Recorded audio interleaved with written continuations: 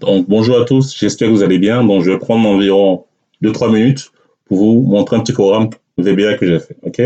Le but de ce programme, c'est tout simplement afficher une table de multiplication. Ok. Comment ça marche? Donc, j'ai lié mon bouton ici, voilà, un bouton d'un fichier Excel à une macro VBA. Ok. Ah, plutôt un programme VBA. Ok. Quand je clique ici, je rentre un nombre. Ok. Je vais rentrer le nombre 90. Et hop, il y a la table. Ok. Je viens ici, hop, je vais rentrer un nombre un peu élevé comme ceci. Hop, je la tape, ok? Ok. Donc, je vais dans le détail, je vais dans mon programme, donc je vais dans développeur, macro, et là, j'ai qu'un seul programme, je fais modifier. Ok. Vous avez le programme ici, ok? Donc, je ne vais pas rentrer dans le détail. Donc, ce programme-là, il sera dans les commentaires, du coup. Dans les commentaires, dans la description de la vidéo. Donc, je fais un copier-coller de ce programme-là. OK? Mais là, ce que je vais faire, je vais faire une exécution pas détaillée pour qu'on comprenne ce qui se passe. OK? Donc, avant de faire l'exécution pas détaillée, je vais rajouter ce qu'on appelle des espions. Un espion, c'est quoi? Ça va être la valeur de mes variables. OK? Donc, ici, mon espion, ça va être résultat. Je vais cliquer ici, clic droit, et je vais ajouter espion, ajouter espion. Là, il me propose résultat. OK? Voilà. Et ensuite, je vais ajouter un autre espion, ça va être tout simplement ma valeur de i. Je viens ici, ajouter espion, et là, je mets i. Ok, en fait, l'espion, en fait, ça va être une variable qui va varier tout au long du programme. Ok. Donc ici, pour faire simple, je vais choisir un nombre et je vais regarder le produit de ce nombre-là entre 1 et 20. Ok. Ici, bon, 20, ça paraît un peu trop long pour l'explication. Je vais mettre à 5 pour qu'on comprenne. OK? Donc là, je mets 5. Quand je fais ça, je vais choisir un nombre. Ici, je vais mettre 7. Et là, j'ai la table de 7 de 1 à 5. OK? Voilà. OK. Là, maintenant, je le fais en pas détaillé. Donc, ce qui est important ici, c'est de regarder ce qu'il y a ici. OK?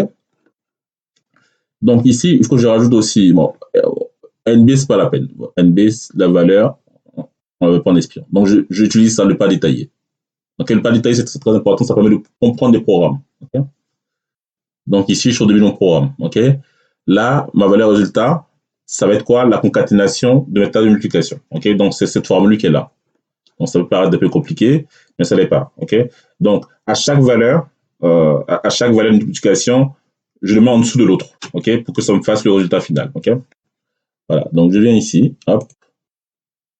Là, le nombre, je vais mettre en mettre 8. Voilà, je descends encore. Et ici, regardez ma valeur résultat. Ok, ma valeur résultat, pour l'instant, c'est égal à vide. Pourquoi? Parce qu'ici, j'ai mis vide. Mais là, vous voyez maintenant, résultat, il prend la valeur 8 fois 1 égale 8. C'est logique.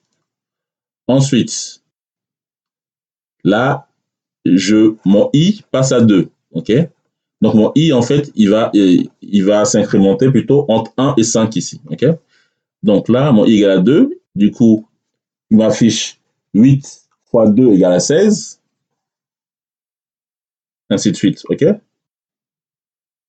Voilà, maintenant i égale à 5, il va sortir de la boucle. La boucle, c'est entre le for et le next i.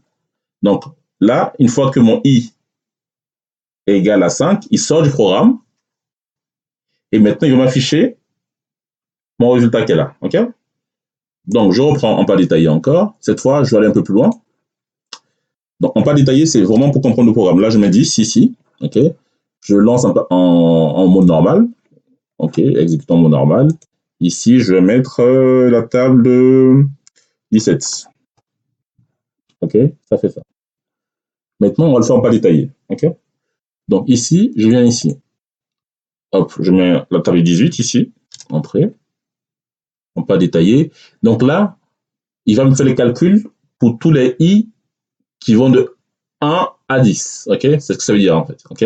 Donc là, mon calcul ici, je vais tourner en rond ici 10 fois. OK? Donc regardez bien ma valeur de i et ma valeur résultat en dessous ici. OK? Donc ça fait ça. OK? J'ai différents calculs. Ici, vous voyez, qui se cumulent. OK? Voilà, là, j'arrive à égal à 10. Et normalement, la sortie de la boucle, OK? Et il va afficher le message qui est là, OK? Voilà, tout simplement. Il affiche ça, OK? Tout simplement. Voilà. Donc, pour ceux qui sont novices, ça risque d'être un peu compliqué. Mais n'hésitez pas à copier le programme, voilà, pour vous entraîner avec ça, OK?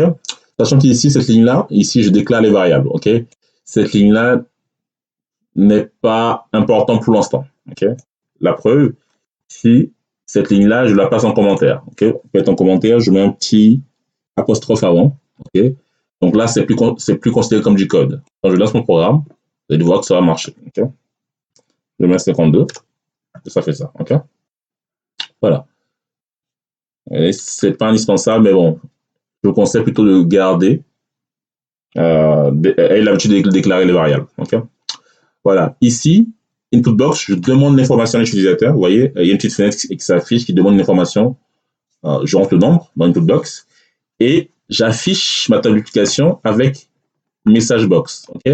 Message box et input box, c'est les boîtes du dialogue. Pourquoi des boîtes du dialogue? Parce que ça permet de communiquer avec l'utilisateur. Donc, input box, c'est pour demander une information et message box, c'est pour afficher. OK? Voilà. Donc, à l'origine, je fais juste 3 minutes, j'en ai fait 6. Voilà, ce programme-là sera consultable, utilisable plutôt facilement. Donc, je le mets en description de la vidéo. Vous avez juste à copier et le coller dans un module VBA. OK? Donc, comment accéder au module VBA? Pour ceux qui ne savent pas, déjà, la première chose à faire, c'est de activer vos macros. Okay? Donc, n'hésitez pas à regarder ma vidéo qui explique comment activer vos macros. Une fois que c'est fait, vous allez dans Développeur, Visual Basic, Insertion, vous faites insérer un module et vous collez le programme que j'ai fait. Soit vous le collez ou soit vous le reproduisez. OK? Voilà. Donc ici, la technicité ici, c'est cette partie-là. OK? Donc l'utilisation de la boucle for et aussi ce petit travail-là. OK? Voilà. OK. Je vous dis à très bientôt et au revoir.